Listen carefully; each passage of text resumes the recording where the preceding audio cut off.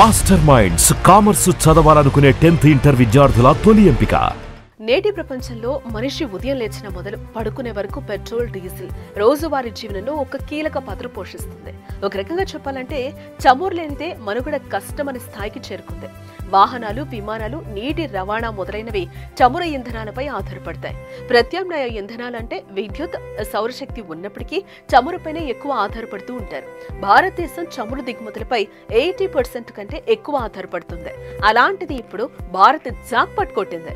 భవిష్యత్తులో భారత్ ఇంధన ఎగుమతి చేసే అవకాశం ఉందంటున్నారు. ఆ పూర్తి వివరాలు ఈ వీడియోలో చూద్దాం.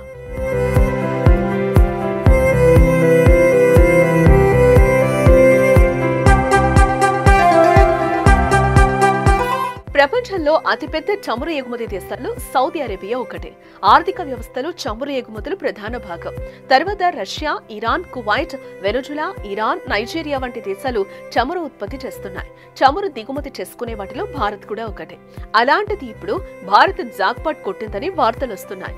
కలిసొచ్చే కాలానికి నడిసొచ్చే కొడుకు పుడతాడనేది సామెత గుర్తుంది కదా.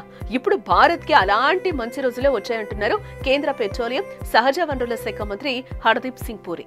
అండమాన్ ద్వీప సముద్ర గర్భంలో బయటపడిన చమురు నిక్షేపాలు మన దేశ చమురు కరువును శాశ్వతంగా తొలగిస్తామని హర్దీప్ అంటున్నారు.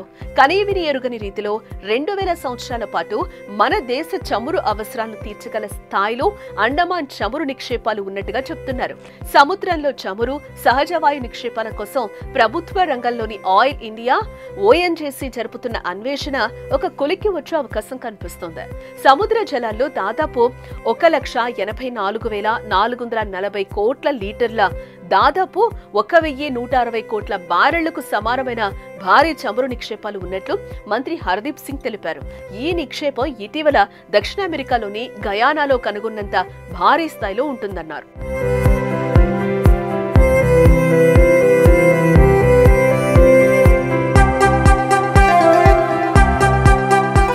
వాస్తవానికి అండమాన్ ద్వీపంలో చమురు నిక్షేపాలున్న విషయం ఇప్పుడుది కాదు.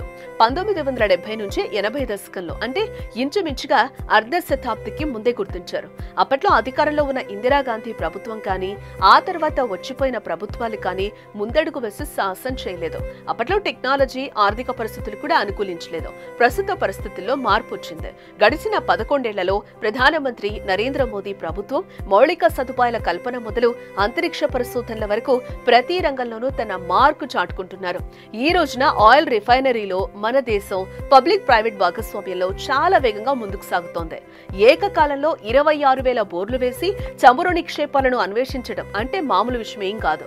ఈ నిర్ణయం భారత రూపురేఖలను మార్చుతుందని మంత్రి హర్దీప్ సింగ్ పూరి ఒక ఆంగ్ల టీవీ ఛానల్ కి ఇచ్చిన ఇంటర్వ్యూలో చెప్పారు.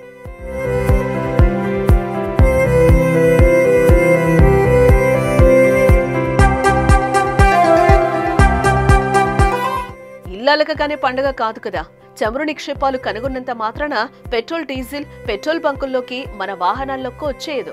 ప్రభుత్వ, ప్రైవేట్ రంగ వ్యవస్థలతో పాటు నిపుణుల సహకారం తప్పకుండా కావాలి.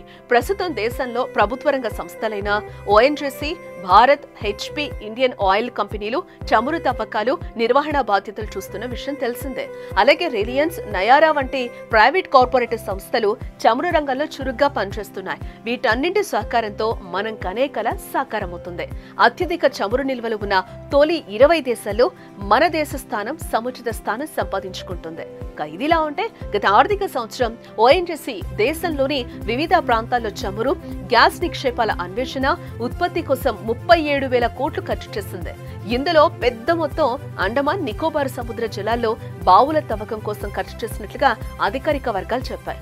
భారత్ అతి త్వరలోనే ఇతర దేశాల నుంచి ఎగుమతి చేసుకునే అవసరం తగ్గిపోయే అవకాశం కనిపిస్తోంది. అలాగే పెట్రోల్, డీజిల్ ధరలు కూడా భారీగా తగ్గడం మనం గమనించవచ్చు. ఇది దేశ ఆర్థిక వ్యవస్థకు ఎంతగానో ఉపయోగపడుతుందని చెప్పొచ్చు.